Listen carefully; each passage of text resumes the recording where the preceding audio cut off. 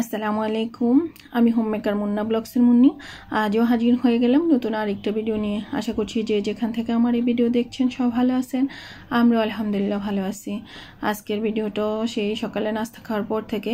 তো এখন তো সকালে নাস্তাটা আমাদের একটু আগেই খাওয়া হয়ে যায়, কারণ আমার বাইক 8টার দিকে বের হয়ে যায় বাসা থেকে। তার জন্য আমাকে একটু আগেভাগেই রান্না করে আসতে হয়। তো 7:30টায় আসি, এসে খুব তাড়াহুড়ো করে নাস্তাটা বানিয়ে ওকে দিয়ে দিই, তারপরে আমরাও আস্তে খেয়ে নিই। তো আজও সেটাই করলাম, কিন্তু তারপর আমার একটু ঘুম ঘুম লাগতেছিল। চা খেয়েছি, তারপরে চোখ থেকে ঘুম যাচ্ছে না। তো ভাবলাম কাজ করি, যেহেতু শাকগুলো গতকাল এনেছিল আমার ভাই, সাথে মাছও এনেছিল বিভিন্ন ধরনের। তারপরে মাছটাও অবশ্য আমি গতকাল বিকেলে সেটা ফ্রিজে রেখে দিয়েছি, কারণ কেটে এনে দিয়েছি আর কি। কেটে এনেছে কলেজ থেকে, তার ওই যে মহিলা স্টাফরা থাকে তাদের দিয়েই কাটিয়ে এনেছে। তো সেটা ফ্রিজে রেখে দিয়েছি। আর এই শাকগুলো যেহেতু ওনারা তুলে দিয়েছিল, তো শাকগুলো আমি একটু বেছে নিচ্ছিলাম। আর এদিকে ফোনে আমি বিভিন্ন ভিডিও দেখছিলাম। এইটা কার ভিডিও দেখি কেউ বলতে পারেন কি না। যদি কেউ দেখে থাকেন তাহলে তো দেখবেনই। এটা গতকাল ছেড়েছে ওই আপুর ভিডিও। আজকে সকালে আমি যখন শাক বাছতেছিলাম তখনও দেখলাম যে আপুও শাক রান্না করতেছিল, কলমি শাক। তো আর ভেন্ডি ভাজি করতেছিল। তো আপু আবার বলতেছিল যে শাকের মধ্যে একটু তেল দিলে বা সবুজ জিনিসের মধ্যে একটু তেল দিলে কালারটা ঠিক থাকে। তো তার জন্য আপুকেও দেখে আপুর ভিডিওটা একটু দেখিয়ে দিলাম, যেহেতু আমিও শাক কাটতেছিলাম। আরেক আপুরও ভিডিও দেখেছি, তানিয়া লাইফস্টাইল সম্ভবত। উনিও মানে ক্ষেত থেকে শাক তুলে রান্না করতেছিল, কাটতেছিল। এদিকে আমিও শাক বাছতেছিলাম, তাই মিলে গেল আর কি। তো সকালবেলা বসে বসে বা রাত্রিবেলা যখনই সুযোগ পাই আমার আপুদের ভিডিও দেখি। আর এদিকে গতকাল বিকেলবেলা আমি বলতেছিলাম প্যান্টের মধ্যে অনেক ময়লা হয়েছে, আমি কালকে পরিষ্কার করে দেব। তো দেখলাম যে সকালে যখন ঘুম থেকে উঠলাম, তখন আমি শাক কেটে যখন আমি মানে রুম থেকে বের হচ্ছিলাম, তখনই চোখে নজর পড়লো যে প্যান্টটাকে পরিষ্কার করে দিয়েছে খান সাহেব, খুব সুন্দরভাবে পরিষ্কার করে দিয়েছে। আর এই দুই সাইডে এটাতে একটা ফ্রেমের মধ্যে আটকানো থাকে। এই ফ্রেমটা আমার ছেলে একবার আমি পরিষ্কার করতে নিয়েছিলাম, ফ্লোরে রেখেছি, ও যখন ওর পায়ের নিচে পড়ে ভেঙে গিয়েছিল। তারপরে এগুলোকে কি বলে জানি না, এগুলো দিয়ে আটকিয়ে নিয়েছিলাম। তো এখনও ওইটা আবার কেটে নিয়ে তারপর আবার নতুন করে আবার লাগিয়ে দিয়েছিল খান সাহেব। তো দেখে তো আমি খুব চমকে গেলাম, আমার কাছে খুব ভালো লাগতেছিল। আমিও মুখ থেকে বের করলাম, উনিও সেটা পরিষ্কার করে দিলেন। আর জানে যে আমি বালির কাজ করতে গেলে আমার খুব হাঁচি হয়, মানে বালিতে আমার অ্যালার্জি আছে, তার জন্য উনি নিজেই করে দিলেন। তো এইসব ছোট ছোট অনেকগুলো কাজই উনি এখন আমাকে করে দিচ্ছেন। যদি একটা সময় যখন ওনাকে মানে আমার কাছে থাকার কথা ছিল ওনার, তো সেই সময়টা পাই নাই, কিন্তু সেটা এখন পূরণ করে দিচ্ছেন। কারণ বাচ্চাদেরকে একা একা আমাকে ম্যানেজ করতে হয়েছে, বা ছোটোবেলা ওদেরকে রাখতে হয়েছে। তারপর হচ্ছে গিয়ে ঘর যাই করেছি বাড়িতে সব কিছু আমাকে একাই সামলাতে হয়েছে, নিজেই করতে হয়েছিল। তো তখন তো মানে তিনি বাহিরে ছিলেন, তাই আমাকে সেভাবে সাহায্য করতে পারেন নাই। তো এখন সব কিছুই করে দিচ্ছেন। আর এখন অবশ্য আমার খারাপ লাগে, কেন অনেক কাজ করলে আমার কেন জানি খুব মানে খারাপই লাগে। কেন করবে, ছেলে মানুষের কাজই করুক না, এটাই। তারপরে উনি করে দেয় অনেক কাজই। তারপরে চলে আসলাম রান্নাঘরে তো কিছু কাজ গুছিয়ে রেখে গিয়েছিলাম। তারপরে ওই যে কড়াইটা গতকাল দেখিয়েছিলাম যে একটু পুড়ে গিয়েছিল সাইডে, তো সেটাও তুলে দিলাম। আর এই যে কড়াইগুলো ঠিক করে সেলফের মধ্যে রেখে দিলাম। উপর করে রাখতে গেলে কেমন যেন মানে বের করতে অসুবিধা হয়, তার জন্য আমি এভাবেই রেখে দিলাম। তারপরে এই যে ডাল আর কি বলে ওই দিন যে কলার বাকল রেখেছিলাম সেটা ভাপিয়ে নিয়েছি, লবণ, হলুদ, জিরা, ধনিয়ার গুঁড়া দিয়ে। তারপরে একটু সরিষার তেলও দিয়েছিলাম, তারপরে একটু ভাজা ভাজা করে নিয়েছিলাম। আর ডালটাও বসিয়ে দিয়েছিলাম আগেই। তো সেটা তো হয়ে গেল। আর এইদিকে আমি যা যা রান্না করব সব কেটে কুটে নিয়েছিলাম। আর আমার ভাই ইসবগুলের বসিয়ে এনেছে, ভাবছিল যে বাসায় হয়তো বা নাই, তার জন্য আবার 2 দিন আমি বানাতে আসলে ভুলেই গিয়েছিলাম। সকালবেলা চিয়া সিডস আর ইসবগুলের বসি শরবত তো বানিয়ে দিই সকালবেলা, সেটা ভুলে গিয়েছিলাম। তো ভাবছি হয়তো বা যে বাসায় নেই, তার জন্য ও নিয়ে আসছে। তো সেটাই আবার বয়মে মানে ঢেলে নিচ্ছিলাম, আর খান সাহেব সেটা ঢেলে দিচ্ছিল। আর দেখেন ডাকটার মধ্যে প্রতিদিনই মোছা হয়, তারপরে একবার বালি টালি একাকার হয়ে যায়। এগুলো আমার মনে হয় বালি না, কারণ আমি যখন সকালবেলা রুটি বানাই তখন হয়তো বা উড়ে টুড়ে যে ময়দা বা আটাটা মানে পড়ে আর কি, তার জন্য এমন দেখাচ্ছিল। তো এই তো সব মুছাটুছে শেষ করে আমি আবারও চলে আসলাম রান্নায়। তো কলার বাকলটা তো আমার মানে ভাজা হয়ে গেছে, সেটা ভর্তা করব, সেটা ঢেলে নিলাম একটা প্লেটে। আর এখানে ডালটা যেহেতু সেদ্ধ হয়ে গেল, এবার টমেটো দিয়ে দিলাম। আর ডালের সাথে টক জাতীয় জিনিস যদি সেদ্ধ হওয়ার আগে দেওয়া হয় তাহলে কিন্তু ভালোভাবে ডালটা সেদ্ধ হতে চায় না।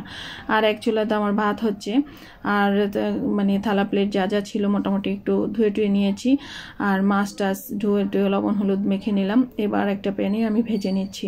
আর ডালটাও নামিয়ে রাখলাম, ডালটা পরে ফোড়ন দেবো তার জন্য, কারণ টমেটোটা আর একটু সেদ্ধ হবে তার জন্য। তো ভাপে রেখে দিলে টমেটোটা এমনি সেদ্ধ হয়ে যাবে। তবে ডালটা আজকে আমার অনেকক্ষণ ধরে চুলার উপর ছিল, তার জন্য ডালটা অনেক ভালোভাবে সেদ্ধ হয়ে গিয়েছিল।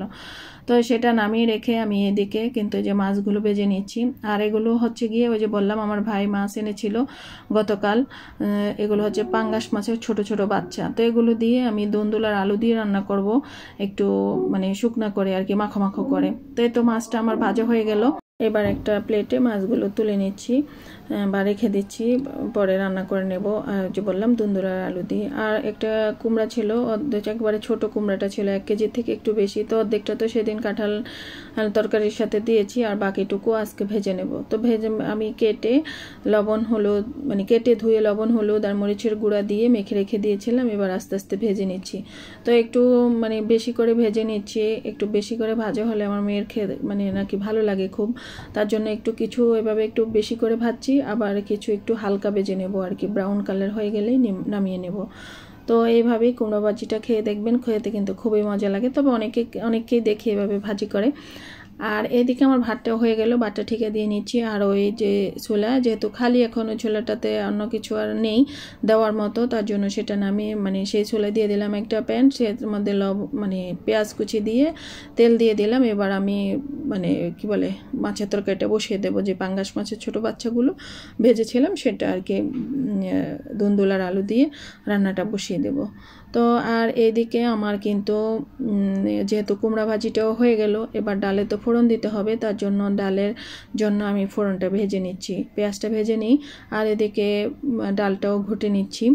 আর অন্য চুলায় তো আমার তরকারিটা বসিয়ে দিচ্ছি, সেটাও নেড়ে চেড়ে দিচ্ছি। তো একসাথে আসলে অনেকগুলো কাজ করতে হয়। আর রান্নাঘরে থাকলে আমি চেষ্টা করি একটার পর একটা মানে শেষ করে নিতে। আর রান্নার কাজেই বা রান্নাঘরেই আমি কাজটার সময় থাকতে চাই ততক্ষণ পর্যন্ত, যতক্ষণ আমার রান্না চুলায় চলে আর কি। দেখা গেছে আমি রান্নাঘরের কাজগুলোই করে নিই। আর যদি আমি রান্নাঘর থেকে সরে যাই তাহলে আমার কাছে মনে হয় আর কি, এটা আমার ধারণা, যে আজকে রান্না তত একটা ভালো হবে না, খেতে ভালো লাগবে না, হয়তো বা আমি এটার মধ্যে আমি মন দিতেছি না, এটাই মনে হয় আর কি। তো তার জন্য আমি যতক্ষণ রান্নাঘরে থাকি রান্নাঘরের কাজগুলোই করে নিই, একটার পর একটা রান্নাঘরটাও গুছিয়ে নিই, ধোয়া পালা যা আছে সব কিছু। যতক্ষণ আমার রান্না চলে তার মধ্যে কিন্তু আমার রান্নাঘরের কাজটাই কমপ্লিট হয়ে যায়। দেখা গেছে আমার রান্নাও শেষ, আমার রান্নাঘরের কাজও শেষ, তারপরে চলে যাই অন্য কাজে। তো আমার তো ফোড়নটা ভাজা হয়ে গেল, আর তরকারিটাও বসিয়ে দিয়েছি। দুন্দুল আর আলুটা কষানো হচ্ছে, যে অনেকটাই পানি উঠে গিয়েছে। আর অন্য চুলায় ওই মানে প্যানে আবার ডালের ফোড়ন দেওয়ার পরে আমি কিন্তু মরিচ ভেজে নিয়েছিলাম, তারপরে যে পেঁয়াজটাও ভেজে নিলাম। যেহেতু ভর্তা করব আর ভর্তাটা একবারে খাওয়া হবে না, দেখা গেছে দুপুরের পরেও থেকে যাবে, তার জন্য একটু পেঁয়াজটা ভেজে নিলাম যাতে গন্ধ না ছড়ায়। আর এই তো কুমড়া ভাজি হয়ে গেল, আর ভর্তাটাও হয়ে গেল, আর তরকারিটাও প্রায় হয়ে গিয়েছে। ভাত তো আগেই ঠিকা দিয়ে নিয়েছি, আমার ডালও হয়ে গেল, সব রান্নাই কিন্তু মোটামুটি আমার কমপ্লিট হয়ে গেল। আপনারা খেয়াল করেছেন কিনা আমি জানি না, আমি শাক কাটতে কিন্তু আমার নখে দাগ পড়ে গিয়েছে, সেটা অবশ্য পরে তুলে নিয়েছিলাম লেবুর রস লাগিয়ে। তো এই তো আমার রান্না কমপ্লিট, আমি দেখিয়ে দিলাম আমার রান্নাটা কেমন হলো। যেহেতু রাতে আবার জাল করতে হবে তার জন্য একটু ঝোল রেখে দিলাম, কারণ এটা দুপুরে খাওয়াবে না, ভর্তা ভাজি ডাল সেটা দিয়ে আমাদের দুপুরের খাবারটা হয়ে যাবে। তো এটা হবে গিয়ে আমাদের রাতের খাবার। তো যা আবার নতুন করে ধুতে হবে সেগুলো ওই যে সিঙ্কে, যেহেতু আমি রসুন পেস্ট করেছিলাম, ভর্তা করেছিলাম, তারপরে হচ্ছে গিয়ে ডালে ওই যে মাছ টাছ ভেজেছি সেগুলি টুকিটাকি কিছু থালা প্লেট বা মানে বাসন কুসন হয়েছে সেগুলো আমি ধুয়ে নেব। তো ধোয়া শেষ, ভাবলাম যে হাতে একটু সময় আছে, তারপরে মানে ঘরটারও গুছানো শেষ হয়ে গেল। তো এবার যেহেতু মরিচ আছে ঘরে, এই মরিচগুলো আমার ভাই তার এক স্টুডেন্টের বাড়ি থেকে কিনে এনেছিল 5 কেজি এখানে শুকনো মরিচ আর কি ভাঙানোর জন্য। বাড়িতে পাঠিয়ে দিতে আম্মা বলেছিল, কিন্তু বাড়িতে আর পাঠাচ্ছে না, আমরাই ভেঙে নিচ্ছি। কারণ আম্মার না হলে আবার কষ্ট হয়ে যাবে। আম্মা আবার এসব কাজগুলো করা কিন্তু বারণ, কারণ আম্মার হাড় ক্ষয়ে যাওয়া হাতের, এজন্য।